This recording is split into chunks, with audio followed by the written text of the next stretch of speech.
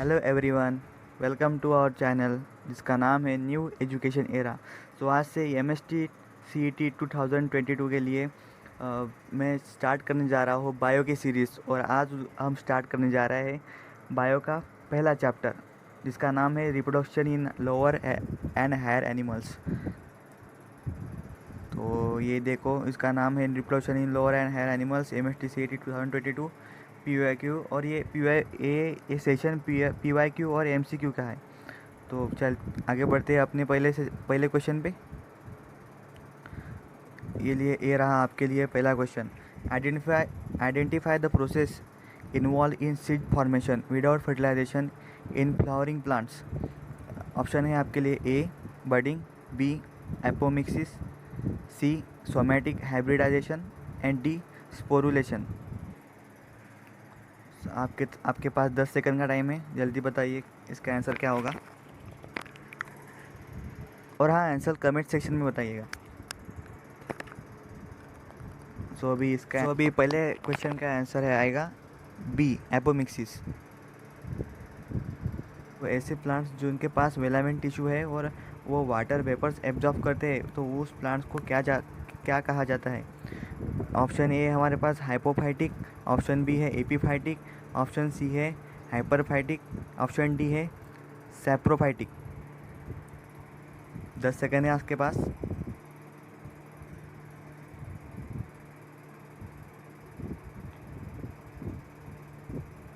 इसका जवाब है बी एपीफाइटिक प्लांट्स। चलिए देखते हैं next question. Of fruit without fertilisation मतलब development of fruit without fertilisation, बिना बिना फर्टिलाइजेशन के फ्रूट की डेवलपमेंट होना, इस प्रोसेस को क्या कहते हैं। उम्मीद करता हूँ ये क्वेश्चन का आंसर सबको आता होगा। 10 सेकंड है आपके पास।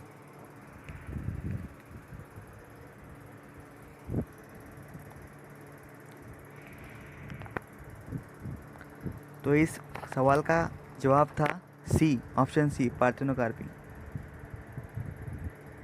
सो अगला क्वेश्चन आपके लिए, how many middle layers are generally present in the wall of the anther lobes. So option है आपके लिए A 9 to 10, B 1 to 2, C 7 to 8, D 10 to 12।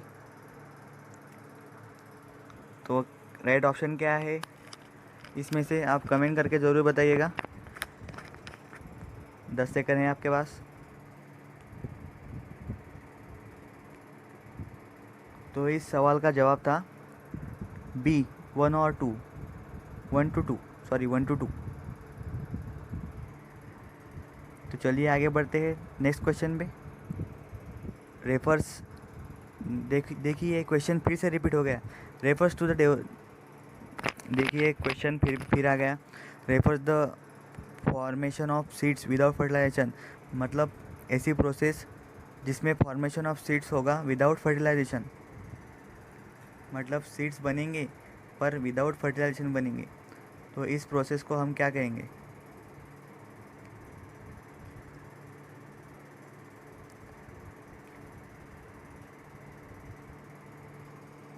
देखिए, अगर किसी क्वेश्चन का जवाब मेरे से गलत हो जाता है तो आप कमेंट में ज़रूर डालिएगा, और वीडियो से रिलेटेड सजेशन के लिए कमेंट कीजिए, मैं आपको रिप्लाई ज़रूर दूंगा।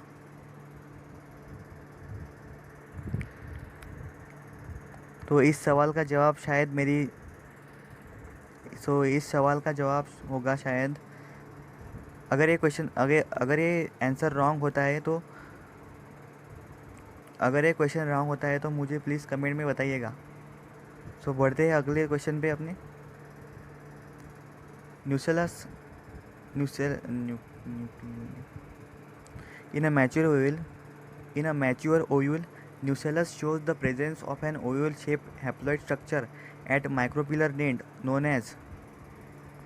In a mature oval, Nucellus shows the presence of an oval-shaped haploid structure at micropillar end is known as. जल्दी से बताइए हम इसे क्या कहेंगे। 10 सेकंड है आपके पास।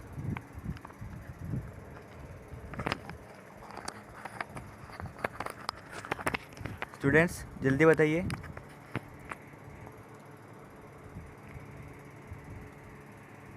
तो इसका आंसर होगा ऑप्शन ए, एम्ब्रियो सैक।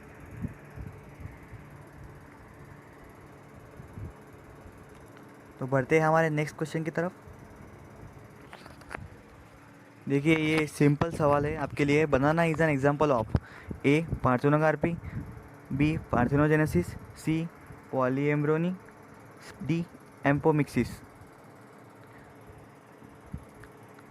देखिए इस पीवाई दिस देखिए आज का सबसे सिंपल सवाल। Banana is an example of A, parthenocarpy, B, parthenogenesis, C, polyembryony, D, apomixis. देखिए आपको इस सवाल का जवाब आना ही चाहिए।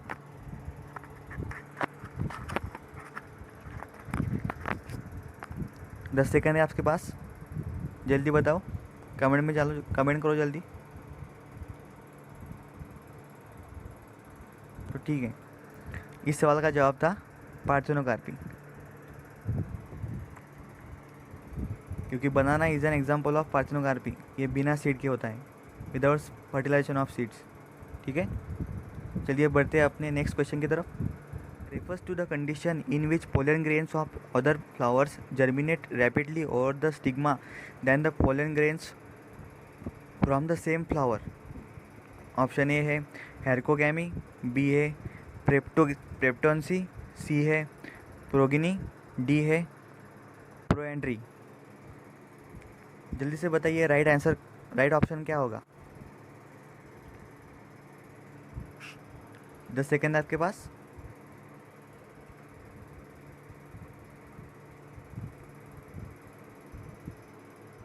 सो द टाइम इज़ ओवर।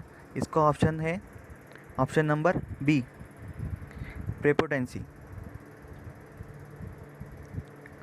चलते देखते हैं ये कौन सी प्रोसेस है जो इस डायग्राम में दिखाई गई है।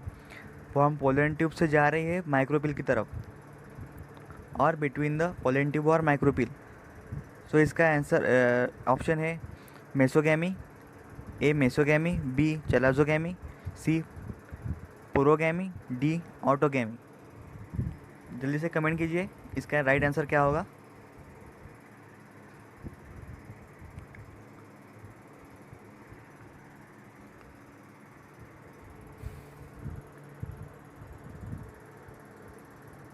Okay, the time is over. इसका आंसर होगा ऑप्शन बी, चलाजोगैमी। ठीक है, तो बढ़ते हैं अपने नेक्स्ट क्वेश्चन की तरफ।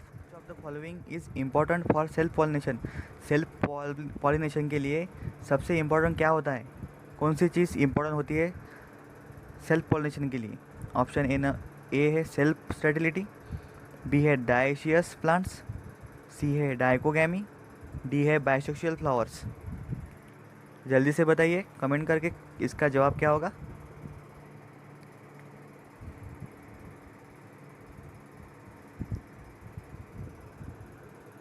सो टाइम इज ओवर। इसका आंसर आएगा D, bisexual flowers. So the next question, receptive part in the flower receives what in the process of pollination in angiosperms. तो ऑप्शन है आपके लिए ए पोलन ट्यूब, बी है insects, सी है पोलन ग्रेन्स, डी है male gametes. जल्दी से बताओ इसका आंसर क्या होगा, जल्दी।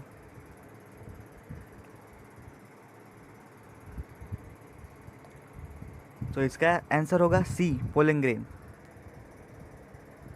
क्वेश्चन आपके लिए, are abiotic agents of pollination. अब अबायोटिक एजेंट्स क्या होते हैं। Abiotic agents means non living things. So option है आपके लिए A wind and water, B bees and bats, C insects birds, और डी है बोथ बी एंड सी। तो इसका राइट आंसर बताओ जल्दी से क्या होगा।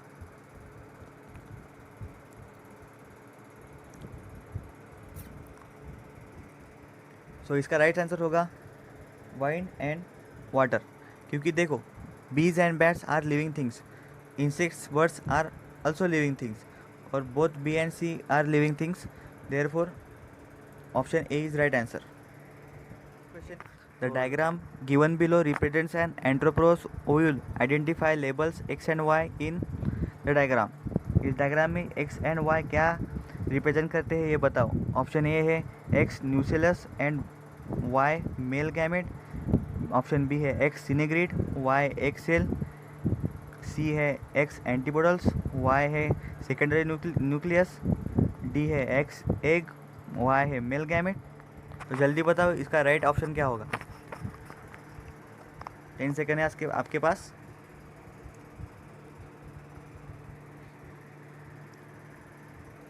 सो इसका राइट आंसर होगा ऑप्शन सी।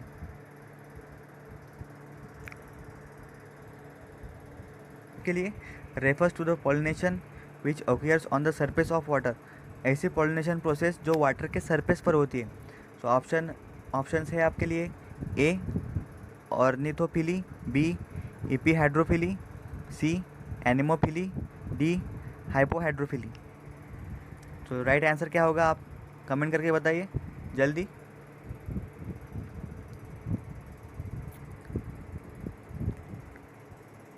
इसका राइट ऑप्शन होगा ऑप्शन नंबर डी हाइपोहाइड्रोफिली।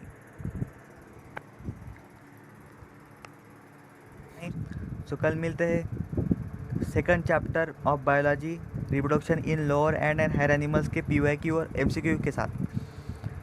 अगर ये वीडियो आपको पसंद आया तो लाइक कीजिए और इसी तरह के सीरीज़ के साथ अपडेटेड रहने के लिए चैनल को सब्सक्राइब कीजिए। और आपको अगर दिल से लगता है कि ये अच्छी सीरीज़ है तो अपने दोस्तों में भी शेयर कीजिए। वो अगले वीडियो में, तब तक के लिए जय महाराष्ट्र।